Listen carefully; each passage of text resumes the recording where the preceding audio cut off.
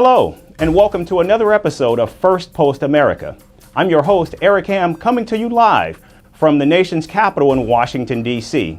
And over the next 20 minutes, we'll bring you all the breaking news here in the United States and from around the world. But first, let's get you caught up on all the latest headlines. Iran-backed Houthis launched a fresh attack in the Red Sea, striking at U.S. and British ships off the coast of Yemen. China and Russia to hold joint naval drills with Iran as Iranian-backed Houthis battle it out with U.S. forces in the Middle East. And 6 people were injured in an attempted terror attack outside a courthouse in Istanbul. Turkish police say 2 shooters were killed in the gun battle. Clashes rock Haiti's capital as protests against Prime Minister Ariel Henry continue over increasing crime rates.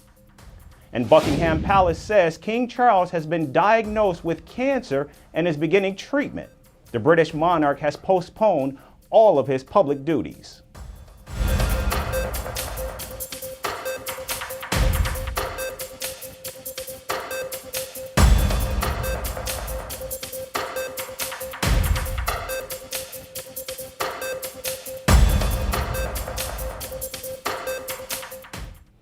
But first, we take you to the Middle East, where the crisis continues to deepen. U.S. Secretary of State Antony Blinken met Saudi Arabia's Crown Prince Mohammed bin Salman, and our sources say the meeting lasted for about 2 hours and focused on trying to find a solution to end the war in Gaza. Blinken has also met Egyptian President el-Sisi in Cairo after his visit in Riyadh. The United States is hoping to press ahead with a potential ceasefire deal that was hashed out in Paris in January, as well as a post-war plan for Gaza. However, Biden's top diplomat faces stern challenges on many fronts, including the fact that Hamas and Israel are still at odds over key elements of that potential deal. In fact, neither Israel or Hamas has signed off on it yet.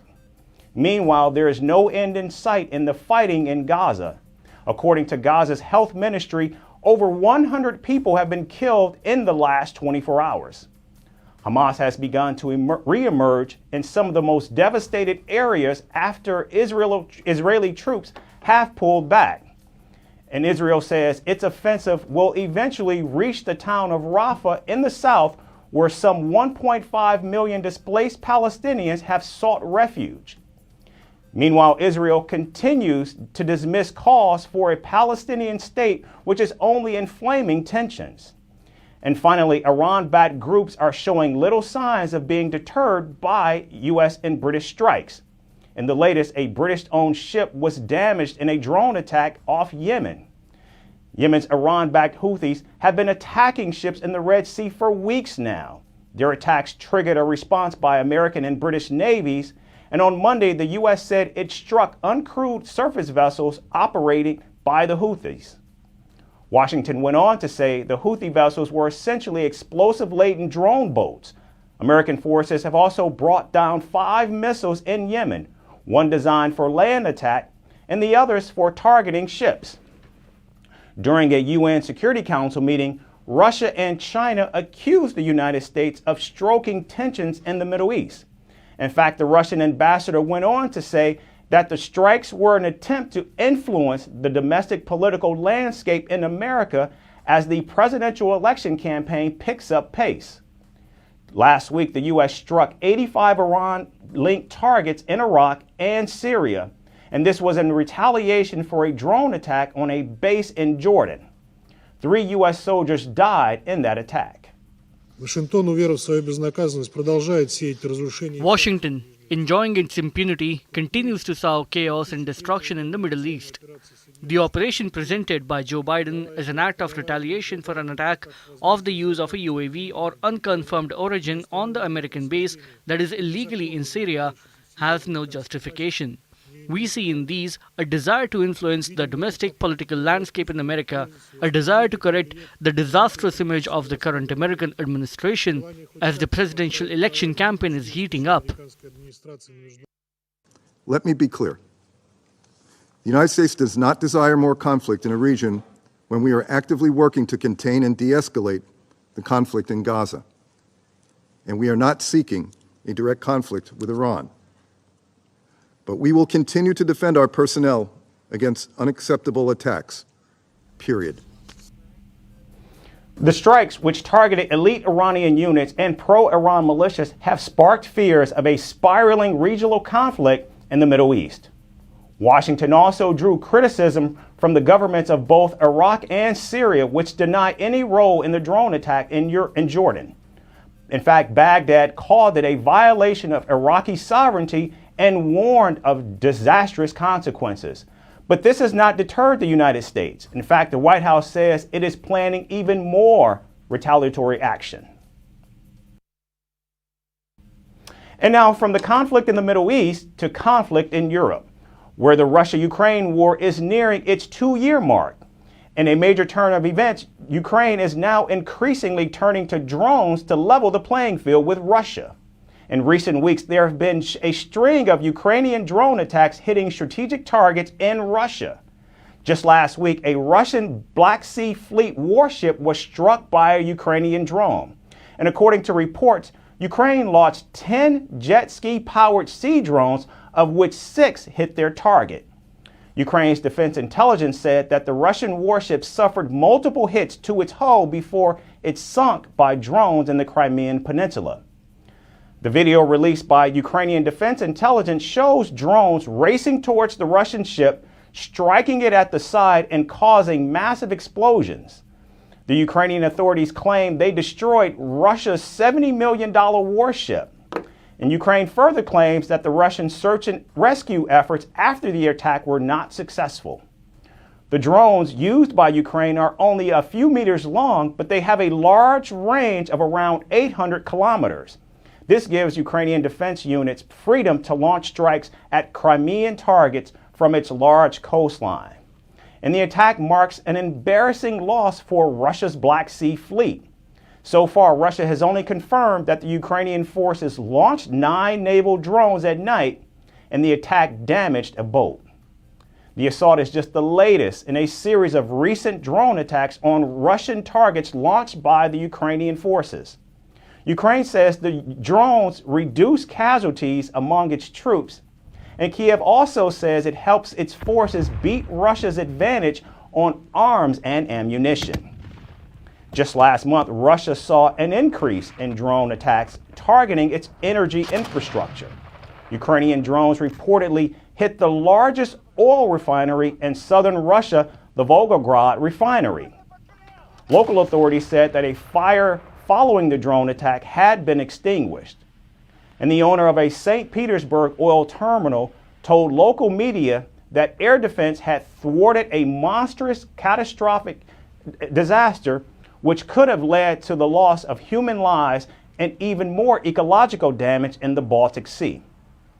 Russia's economy depends heavily on oil and gas exports. About half of Russia's more than $420 billion export earnings came from oil just last year. But the repercussions are not just limited to Russia. These attacks also add massive uncertainty to the global oil and gas markets. The U.S. presidential election is still months away, but former President Donald Trump is already beginning to use his influence to bend foreign policy to align with his ambitions of a potential White House comeback. And just like 2017, Trump's agenda focuses on border security and immigration. Running for re-election, Trump is urging his party to reject a bill that ties border security measures to aid for Ukraine. The ex-president says the United States needs a separate border and immigration bill and that it should not be tied to foreign aid in any way.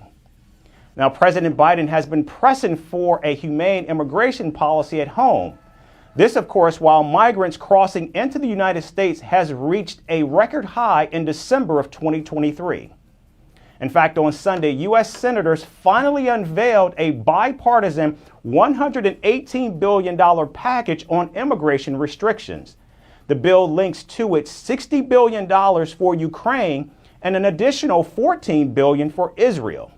It also provides new border funding and other concessions which normally Democrats would oppose and Republicans actually would favor. But the backlash from conservatives remains intense. In fact, we heard from a potential running mate for Donald Trump saying that the bill has no chance in the House of Representatives. They say the border proposal is actually insufficient, and Trump is leading the charge using his iron grip on Republicans leading the House of Representatives. Trump has asked the party to kill this legislation.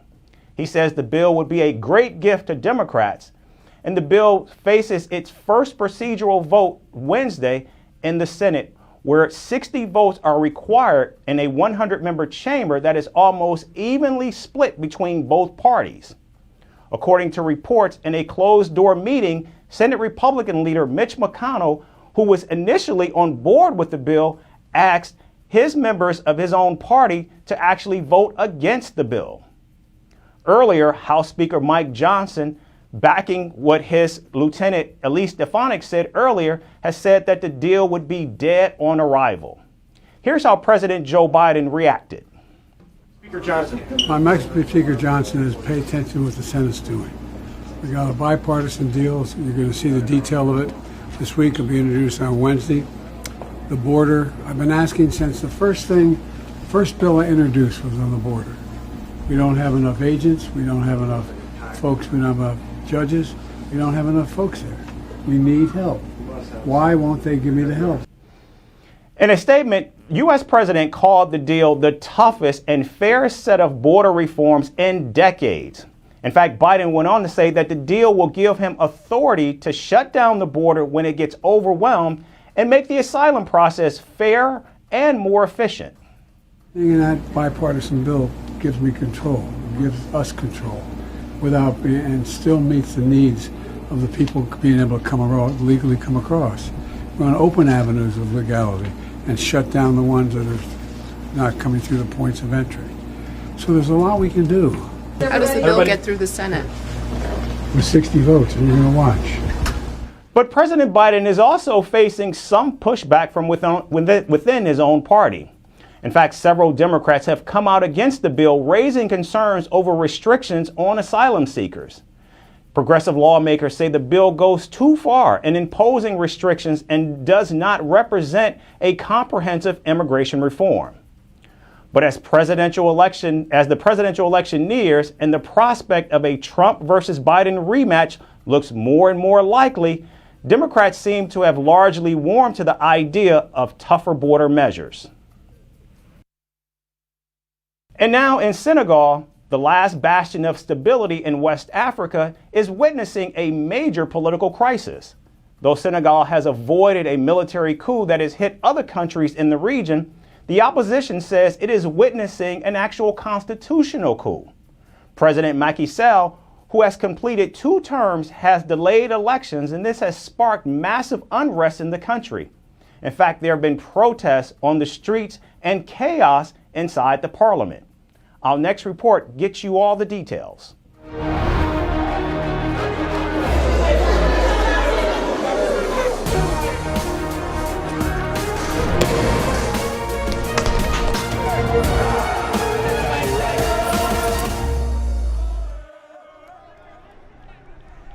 Protests and violence on the streets. Ruckus and chaos inside the parliament. Senegal is in the middle of a political crisis. President Macky Sall postponed the elections scheduled for later this month. This sparked widespread anger and triggered massive protests. Opposition leaders and their supporters took to the streets. They marched against the president and chanted slogans. Soon, the protests turned violent as angry crowds burnt tires and pelted stones. They clashed with the police, who dispersed the protesters with tear gas in the capital city of Dakar. Dozens were arrested. Mobile internet access has been restricted as the protests continue to grow. They're planning on keeping the power for another 6 months. But it's just a beginning. It's just a beginning. They're going to go on and on and on and on.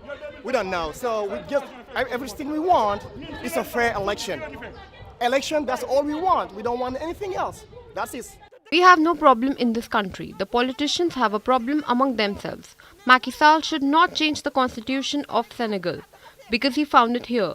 But he respects neither Senegal nor the Senegalese people. He's here for himself and for his personal interests. On Monday, Senegal's parliament voted to delay the presidential election until December 15th. Unruly scenes unfolded inside the parliament as the opposition called President Sall the architect of Africa's latest power grab and accused him of cracking down on dissent. Opposition lawmakers who tried to block the voting process were forcefully removed from the chambers by security forces. C'est pas possible. Ils sont en train de voler la population du Sénégal. Ils contraire tout ce qui vient de se faire. Le coup d'état constitutionnel. This is nothing more than an extension of the term of office of the President of the Republic beyond the term laid down in the Constitution. He took an oath to be the absolute servant of the nation.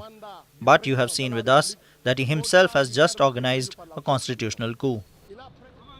Outside the parliament, while the lawmakers debated the bill, security forces fired tear gas at protesters. The adopted bill extends Sall's tenure, which was due to end on April 2nd. Macky Sall said the vote would not hold as planned. Amid disputes over a final list of presidential candidates that excluded several opposition aspirants. He also said he plans to have a national discussion to set clear and fair rules for the upcoming elections. Macky Sall was elected in 2012 and then again in 2019. Senegal's constitution limits presidents to 2 consecutive terms. For months now, he had not disclosed his ambitions for a 3rd term in office. The speculation had fueled violent unrest.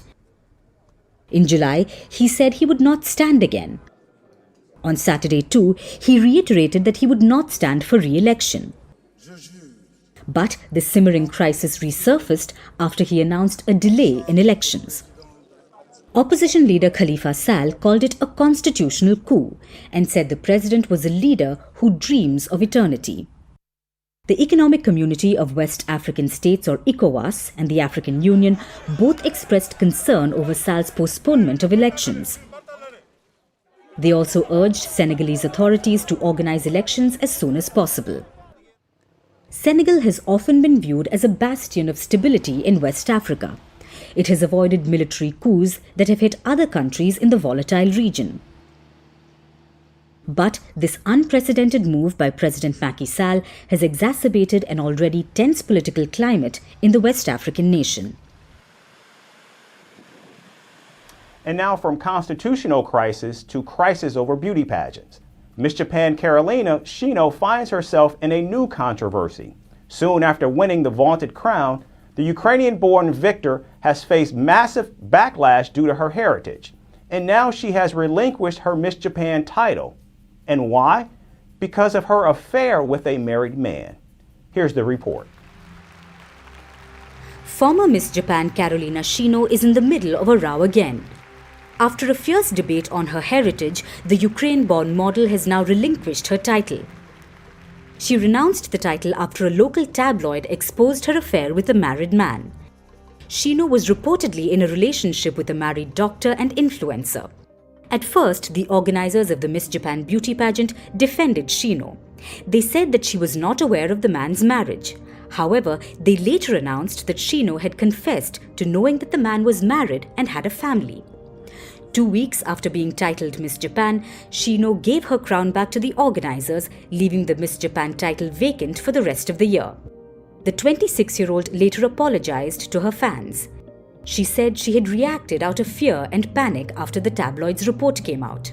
She further added, and I quote, "I am truly sorry for the huge trouble I have caused and for betraying those who supported me." Shino was crowned on January 22nd this year. Her victory had sparked a massive debate as she became the first person of European descent to win the Japanese beauty pageant. The netizens questioned her race and identity. Many argued that she looked too European to win the Miss Japan title.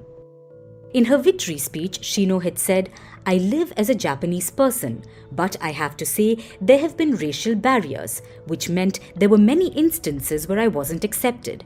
I'm just filled with so much gratitude that I have really been accepted as a Japanese person today.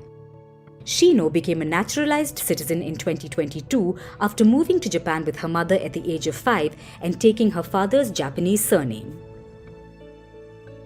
Thank you so much for watching. We'll hope to see you again tomorrow. And that's all for our show today.